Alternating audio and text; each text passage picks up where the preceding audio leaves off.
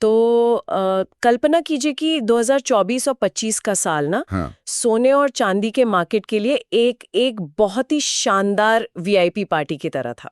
बिल्कुल। एक ऐसी पार्टी जहां जश्न रुकने का नाम ही नहीं ले रहा था। हाँ, मतलब 2024 में इस पार्टी का सुरूर 25% की छलांग के साथ शुरू हुआ और 25 आते आते तो 60% से ज्यादा का भारी मुनाफा। हर तरफ बस यही चर्चा थी कि ये तेजी तो कभी रुकेगी ही नहीं। सही कहा, लेकिन आज अचानक से उस पार्टी का संगीत बंद हो गया। बिल्कुल बिना किसी वार्निंग के ऐसा लग रहा है जैसे सारे वीआईपी मेहमान ना पिछले दरवाजे से छुपकर बाहर निकल रहे हैं। मतलब अचानक आई इस गिरावट ने रातों रात सोने को 14% और चांदी को 20% के गहरे नुकसान में धकेल दिया है।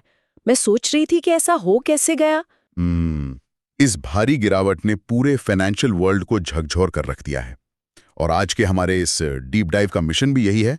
हम उन स्रोतों और रिसर्च के भीतर जाएंगे जो ये समझाते हैं कि प्रेशियस मेटल्स की ये चमक रातों रात गायब क्यों हो गई। हाँ, क्योंकि ये सिर्फ एक मामूली करेक्शन तो नहीं लग रहा। एकदम नहीं, ये कोई छोटा करेक्शन नहीं है। मार्केट से अरबों डॉलर हवा की गति से बाहर निकाले जा रहे हैं। और जब इतनी बड़ी पूंजी अपनी जगह बदलती है ना, तो वो किसी नई जगह जरूर जाती है। हमें आज यही डिकोड करना है। तो चलिए इस गुत्थी को सुलझाना शुरू करते हैं। मतलब इस वीआईपी पार्टी में अचानक आग का अलार्म क्यों बजा? स्रोतों को गहराई से देखने पर एक बात बहुत स्पष्ट होती है। पूरी कहानी का धागा ग्लोबल इकोनॉमी के दो सबसे ताकतवर कारकों से जुड़ा है, बढ़ती महंगाई और अमेरिकी फेडरल रिजर्व की ब्याज दरें। और इन दोनों के केंद्र में बैठा है कच्चा तेल, यानी क्रूड ऑयल। हाँ बिल्कुल। कच्चे तेल की स्थिति इस समय पूरी ग्लोबल इकोनॉमी को डायरेक्ट कर रही है। मौजूदा आंकड़ों के अनुसार कच्चे तेल की कीमतें $100 प्रति बैरल के खतरनाक स्तर के करीब पहुंच गई हैं। $100? वो तो बहुत ज्यादा है। बहुत ज्यादा। और जब तेल महंगा होता है तो वो सिर्फ पेट्रोल पंप तक सीमित नहीं रहता। ट्रांसपोर्टेशन, मैन्युफैक्चरिंग, हर छोटी बड़ी चीज की लागत बढ़ जाती है। इसका सीधा रिजल्ट होती है एक जिद्दी महंगाई। और इस महंगाई रूपी आग को बुझाने के लिए फेडरल रिजर्व क्या कर रहा है? उनके पास एक ही बड़ा हथियार है, ब्याज दरों को बढ़ाना और उन्हें लंबे समय तक ऊंचे स्तर पर बनाए रखना। एक मिनट यहाँ थोड़ा रुकते हैं। ब्याज दरों का ऊंचा होना तो समझ आता है, लेकिन इसका सोने से क्या लेना देना? अगर महंगाई बढ़ रही है तो ऐतिहासिक रूप से लोग सोने को ही तो सबसे सेफ मानते हैं ना। यहीं पर ट्रेजरी बॉन्ड्स यानी सरकारी गवर्नमेंट बॉन्ड्स का खेल शुरू होता है। जब फेडरल रिजर्व ब्याज दरें ऊंचा रखता है तो अमेरिकी सरकार के ट्रेजरी बॉन्ड्स पर मिलने वाला रिटर्न बहुत अट्रैक्टिव हो जाता है। अच्छा, मतलब वो एक गारंटीड रिटर्न देने लगते हैं। एग्जैक्टली। दूसरी तरफ सोना एक नॉन यील्डिंग एसेट है। मतलब सोना अपने आप में कोई ब्याज या डिविडेंड पैदा नहीं करता। सही बात है। तो जब बड़े इन्वेस्टर्स के सामने एक तरफ 5% का सुरक्षित गारंटी वाला रिटर्न हो और दूसरी तरफ ऐसा सोना हो जो सिर्फ कीमत बढ़ने के भरोसे बैठा हो, तो पूंजी हमेशा श्योर रिटर्न की तरफ भागती है। अगर मैं इसे एक आम जिंदगी के उदाहरण से समझूं, तो सोना एक बेहद खूबसूरत, चमकदार लेकिन पूरी तरह से खाली तिजोरी की तरह है। हाँ, बिल्कुल सही कहा। आपने उसमें अपना पैसा रख दिया और वो बस वहीं रखा हुआ है, वो खुद से कोई नया पैसा नहीं बना रहा। दूसरी तरफ ये जो ट्रेजरी बॉन्ड्स हैं, वो एक ऐसी फिक्स्ड डिपॉजिट की तरह काम कर रहे हैं जो हर महीने बिना किसी रिस्क के आपके खाते में एक तय ब्याज डाल रहे हैं। यही बात है। तो जब फिक्स्ड डिपॉजिट इतना सुरक्षित और बेहतरीन मुनाफा दे रहा हो, तो कोई अपना करोड़ों डॉलर सोने की खाली तिजोरी में क्यों फंसा कर रखेगा? ये तिजोरी और फिक्स्ड डिपॉजिट वाली तुलना पूरी तस्वीर को एकदम साफ कर देती है। दुनिया के बड़े फंड मैनेजर्स भी आज इसी तरह सोच रहे हैं। वे अपनी पूंजी को खाली नहीं छोड़ सकते। लेकिन कहानी सिर्फ ब्याज दरों पर नहीं रुकती। और क्या है? उच्च ब्याज दरों का एक और सीधा असर होता है अमेरिकी डॉलर का ताकतवर होना। स्रोतों के अनुसार 1980 और 2011 के ऐतिहासिक ट्रेंड्स भी हमें यही बताते हैं। जब ब्याज दरें ऊंची होती है तो लोग डॉलर खरीदते हैं ना। बिल्कुल, दुनिया भर का पैसा डॉलर खरीदने भागता है, जिससे डॉलर मजबूत होता है। और चूंकि इंटरनेशनल मार्केट में सोने की कीमत डॉलर में तय होती है, एक मजबूत डॉलर का मतलब है कि बाकी देशों के लिए सोना बहुत महंगा हो जाता है। मतलब अगर कोई भारत या यूरोप में बैठा है तो डॉलर के मजबूत होने से उनके लिए सोना खरीदना अपने आप में महंगा हो जाएगा, भले ही सोने की असली कीमत में कोई बदलाव ना हुआ हो। बिल्कुल सही। इस वजह से ग्लोबल डिमांड गिर जाती है। ये मैक्रो पिक्चर तो समझ में आती है, लेकिन स्रोतों में मैंने जो सबसे हैरान करने वाली बात देखी, वो आम इन्वेस्टर्स के बारे में नहीं थी।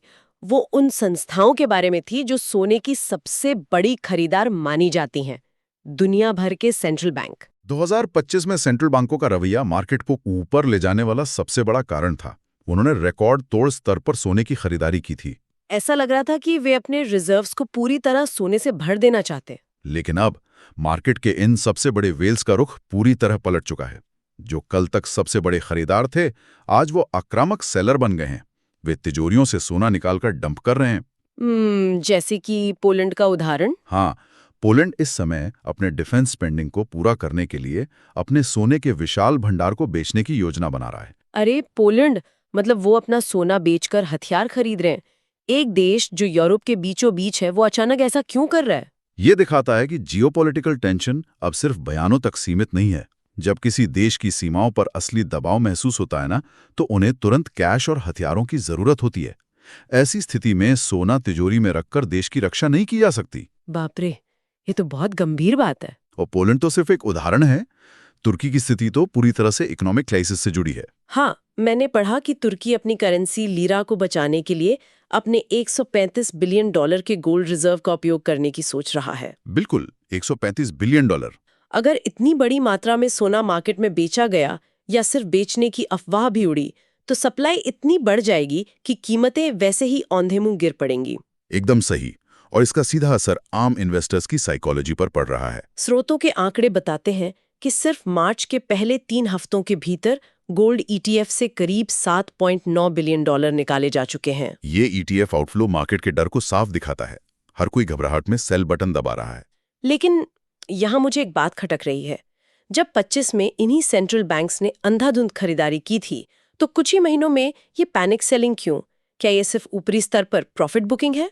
नहीं। या फिर पोलैंड और तुर्की के उदाहरण इस बात का संकेत है कि कोई गहरी मजबूरी पनप रही है? इसे सिर्फ प्रॉफिट बुकिंग समझना स्थिति की गंभीरता को नजरअंदाज करना होगा।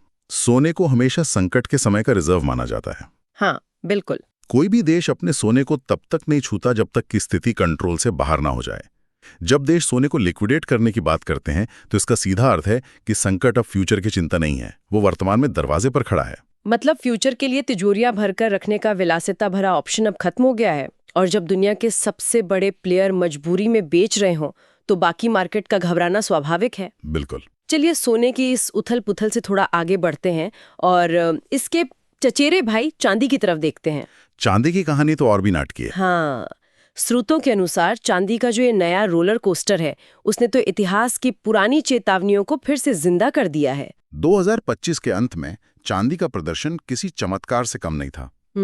इसने $100 प्रति औंस का एक बहुत बड़ा आंकड़ा पार कर लिया था। उस समय मार्केट का उत्साह देखने लायक था। लेकिन चांदी के स्वभाव को समझना बहुत जरूरी है। ये धातु अत्यधिक वोलेटाइल है। ये सोने के ही पीछे चलती है, लेकिन इसका रिएक्शन बहुत तीव्र होता है। मतलब अगर इसे देखा जाए तो चांदी उस व्यक्ति की तरह है जो एक बड़े से ट्रैम्पोलिन पर उछल रहा हो। अरे वाह, क्या सही तुलना है ना? जब मार्केट में उछाल आता है और सोना ऊपर जाता है, तो चांदी ट्रैम्पोलिन का फायदा उठाकर हवा में सोने से कहीं ज्यादा ऊपर उछल जाती है। लेकिन जैसे ही ग्रेविटी हावी होती है, तो वो उतनी ही भयानक स्पीड से नीचे भी गिरती है। ट्रैम्पोलिन का ये रूपक एकदम सटीक है। जब सोने में 14% की गिरावट आई, तो चांदी ने उसी ट्रैम्पोलिन इफेक्ट के साथ 20% का गोता लगाया और अब ये $70 से भी नीचे लुढ़क गई है। $100 से सीधा $70? इतिहास के पन्ने पलटें तो इसके स्पष्ट उदाहरण मौजूद हैं। 1980 के दशक को ही देख लीजिए। उस समय अमेरिका में बेकाबू महंगाई रोकने के लिए ब्याज दरों को 19 से 20% तक बढ़ा दिया गया था। 19 से 20% की ब्याज दरें? आज के समय में तो इसकी कल्पना भी नहीं की जा सकती। तब सोने और चांदी का क्या हश्र हुआ था? मार्केट पूरी तरह ढह गया था। सोना रातों रात 57% गिर गया था। एक बहुत बड़ा क्रैश जिसने इन्वेस्टर्स की पूंजी साफ कर दी थी। बाप रे, 57%? और इतिहास ने सिर्फ एक बार नहीं बल्कि 2011 में भी खुद को दोहराया। सोना लगभग $2000 के करीब पहुंचकर एक नया रिकॉर्ड बनाने वाला था। फिर क्या हुआ? जैसे ही अमेरिकी इकोनॉमी में सुधार के संकेत मिले, इन्वेस्टर्स का डर खत्म हो गया। उन्होंने सोने से पैसा निकाला और उसे वापस शेयरों में लगाना शुरू कर दिया। और सोना धड़ाम से नीचे आ गया। एग्जैक्टली। आज का परिदृश्य बिल्कुल वैसा ही है। उच्च ब्याज दरें, मजबूत डॉलर और इकोनॉमी के बदलते संकेत फिर से वही इतिहास दोहरा रहे हैं। ये सारी ऐतिहासिक चेतावनी और मौजूदा गिरावट को देखकर ना, मेरे दिमाग में एक बहुत ही बेसिक सवाल लगातार गूंज रहा है। क्या सवाल? देखिए, गोल्ड ईटीएफ से $7.9 बिलियन निकल गए। पोलैंड और तुर्की तिजोरियां खाली कर रहे हैं। चांदी $100 से गिरकर 70 पे आ गई। इस पूरी ग्लोबल इकोनॉमी में ये सारा पैसा हवा में तो गायब नहीं हो सकता। बिल्कुल नहीं। अरबों खरबों डॉलर अगर एक जगह से निकल रहे हैं तो वो कहीं ना कहीं तो जा ही रहे होंगे ना। ये सारा इन्वेस्टमेंट आखिर अपना नया घर कहाँ तलाश रहा है? इस सबसे बड़े सवाल का जवाब इकोनॉमिक्स के एक बहुत ही गहरे सिद्धांत में छिपा है, जिसे कमोडिटी सुपर साइकिल कहा जाता है। Commodity super cycle? हाँ, फाइनेंशियल मार्केट कभी भी एक सीधी रेखा में नहीं चलते, वो साइकिल्स में काम करते हैं। एक सामान्य सुपर साइकिल हमेशा एक तय पैटर्न फॉलो करती है। कैसा पैटर्न? शुरुआत में निवेशकों का पैसा सोने और कीमती धातुओं में जाता है।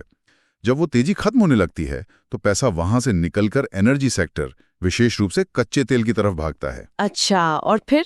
और जब तेल अपने चरम पर पहुंच जाता है तो अंत में वो सारा पैसा एग्रीकल्चरल कमोडिटीज यानी एग्री कमोडिटीज की ओर शिफ्ट हो जाता है। अरे, तो इस पूरे आर्थिक चक्र को हम एक लंबी रिले रेस के रूप में देख सकते हैं। बिल्कुल सही। रेस शुरू होती है और पहला धावक यानी सोना तेजी से दौड़ता है। जब वो थकने लगता है तो वो अपनी तेजी का बैटन दूसरे धावक यानी कच्चे तेल को सौंप देता है। एग्जैक्टली। सोने का काम खत्म, अब कच्चा तेल वो बैटन लेकर दौड़ रहा है और जैसा हमने चर्चा की वो $100 के पास पहुंच गया है। मतलब तेल भी अपनी दौड़ पूरी करने के करीब है और जल्द ही ये बैटन तीसरे धावक के हाथ में जाएगा। ये रिले रेस का नजरिया ना मार्केट के पैसे के फ्लो को समझने का सबसे बेहतरीन तरीका है। क्योंकि अभी तेल अपनी तेजी के चरम पर है, इसका सीधा अर्थ यही है कि सोना फीडिंग स्टेज में आ गया है। और बड़े इन्वेस्टर्स ये बात जानते हैं। बिल्कुल। बड़े हेज फंड मैनेजर्स इस रिले रेस को बहुत बारीकी से ट्रैक करते हैं। वे अब सोने या तेल के पीछे नहीं भाग रहे हैं, वे पहले से ही उस जगह जाके खड़े हो गए हैं जहां अगला बैटन जाने वाला है, यानी एग्रीकल्चरल कमोडिटीज। हाँ, स्रोतों से हमें जो आंकड़े मिले हैं वे इसकी साफ पुष्टि करते हैं। बड़े फंड मैनेजर्स ने एग्री कमोडिटीज में पहले ही $19.2 बिलियन का नेट लॉन्ग पोजीशन ले लिया है। $19.2 बिलियन का नेट लॉन्ग पोजीशन। सर, इस टेक्निकल वर्ड को थोड़ा आसान करते हैं। इसका सीधा सा मतलब ये हुआ कि मार्केट के बड़े खिलाड़ियों ने गेहूं, मक्का, सोयाबीन जैसे कृषि उत्पादों पर अरबों डॉलर का दांव लगा दिया है। 100%। इस उम्मीद में कि आने वाले समय में इनकी कीमतें आसमान छूने वाली हैं। नेट लॉन्ग पोजीशन का अर्थ ही है फ्यूचर की कीमतों में भारी उछाल की उम्मीद। स्मार्ट मनी ने कीमती धातुओं को पीछे छोड़ दिया है और अब वो खेतों का रुख कर चुकी है। तो अगर हम आज की इस पूरी चर्चा के धागों को एक साथ समेटें तो एक बहुत ही चौंकाने वाली तस्वीर सामने आती है। शुरुआत हुई फेडरल रिजर्व की ऊंची ब्याज दरों से, जिसने ट्रेजरी बॉन्ड्स को अट्रैक्टिव बनाया और डॉलर को मजबूत किया। हाँ, मजबूत डॉलर ने सोने की चमक फीकी कर दी। फिर हमने देखा सेंट्रल बैंकों का ऐतिहासिक पलटाव, जहां पोलैंड और तुर्की अपनी सोने की तिजोरियां खाली कर रहे हैं। और इसी ने आम इन्वेस्टर्स में पैनिक पैदा किया, जिससे ईटीएफ से भारी निकासी हुई। और सबसे इंपॉर्टेंट बात, कमोडिटी सुपर साइकिल अब अपने आखिरी चरण में प्रवेश कर रही है, जहां सारा पैसा एग्री कमोडिटीज की तरफ मुड़ गया है। इन सभी फैक्टर्स ने मिलकर सोने चांदी के उस हिस्टोरिकल बुल मार्केट को समाप्त कर दिया है, जो कुछ समय पहले तक अजेय लग रहा था। इससे ये भी साबित होता है कि किसी भी एसेट को हमेशा के लिए सुरक्षित मान लेना एक भ्रम है। बिल्कुल। कच्चे तेल की बढ़ती कीमतें और फेडरल रिजर्व के फैसले दुनिया भर की तिजोरियों में रखे सोने की कीमत को पूरी तरह से उलट देने की ताकत रखते हैं। और यही इस पूरे डीप डाइव का सबसे बड़ा सबक है। वो शानदार वीआईपी पार्टी अब पूरी तरह से खत्म हो चुकी है और मेहमानों ने अपनी नई मंजिल तलाश ली है। लेकिन ना, इस पूरी स्थिति को देखते हुए स्रोतों के पार जाकर एक बहुत ही गहरा और बेचैन करने वाला सवाल उठता है। वो क्या?